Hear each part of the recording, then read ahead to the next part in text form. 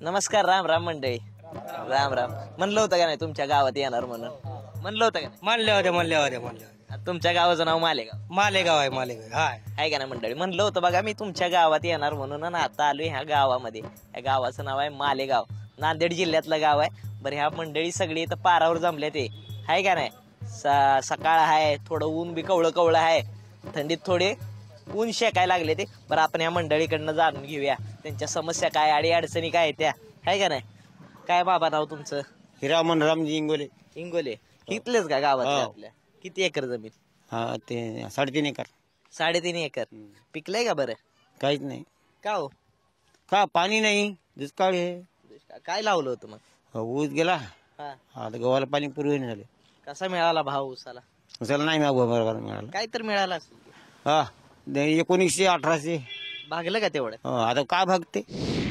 इथले कारखानदार मुळामध्ये यांना फक्त आणि फक्त आपली राजकीय पोळी भाजून घेण्याचं त्यांची भूमिका असल्यानं साखरेला दर नाही किंवा अन्य कारण देऊन शेतकऱ्याला कमी भाव देणे हा एक कलमी कार्यक्रम या भागातील सगळ्या साखर कारखानदाराचा आहे. पश्चिम महाराष्ट्रामध्ये 3600 भाव देतो पश्चिम महाराष्ट्रातले कारखाने, तर अशोकराव आमच्या भागामध्ये 3600 का देऊ शकत नाहीत? आम्ही प्रत्येक वेळेस प्रश्न विचारला तर त्यांनी असा खर्च आहे तसा खर्च आहे करून सगळ्या त्यांच्या मनमानीप्रमाणे हे उत्तर देतात ते उत्तर देतात. कैलासवासी शंकरराव चव्हाण साहेबांनी जे रोपटं रोवलेले आहे, प्रथम एक कारखाना उभा केला त्यांनी, भाऊराज चव्हाण सहकार साखर कारखाना. आणि त्याच्यानंतर अशोकराव चव्हाण साहेबांनी त्याच कारखान्याच्या माध्यमातून 4 कारखान्याचा विस्तार केला, जेणेकरून या भागातील एका कारखान्यामध्ये ऊस जात नव्हता, पुरी होत नव्हता किंवा कमी पडतो, म्हणजे जास्त होता ऊस. त्यामुळे 4 कारखाने तयार केले आणि 4 कारखान्याच्या माध्यमातून आज ऊस चाललेला आहे. आजपर्यंत तागायतपर्यंत अशोकराव चव्हाण साहेबांनी या कारखान्याच्या माध्यमातून FIRP प्रमाणे पैसे दिलेले आहेत. अशोकराव चव्हाण साहेबांनी जे 4 कारखाने केलेत ते शेतकऱ्यांना लुटून केलेत.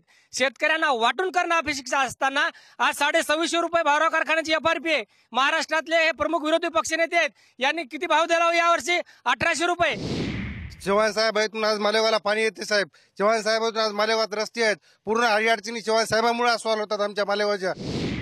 साहेब, रोटेशन नसताना मालेगाव एरियामध्ये 3 वेळेस कॅलनाला पाणी आलेलं आहे आणि सगळ्याचं भिजवून झालेलं आहे. मॅडम, हळदीला पाणी कमी पडत असताना साहेबाच्या नेतृत्वाखाली पुन्हा एकदा 2 वेळेस पिण्याच्या नावाखाली पाणी आले आहे साहेब.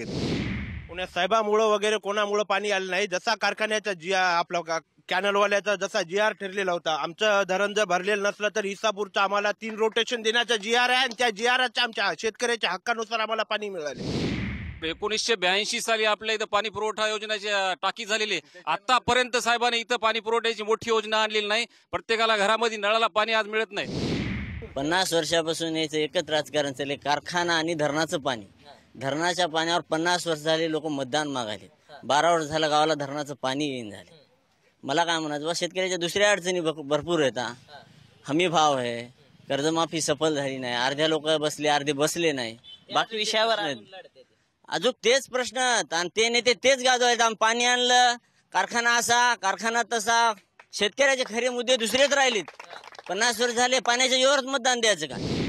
प्रश्न काय शेतकऱ्याचे? आमची कर्जमाफीचं झालं नाही, भाववाढीचा काय हमी भावाचा प्रश्न काही मिटला नाही. किती कर्ज होतं?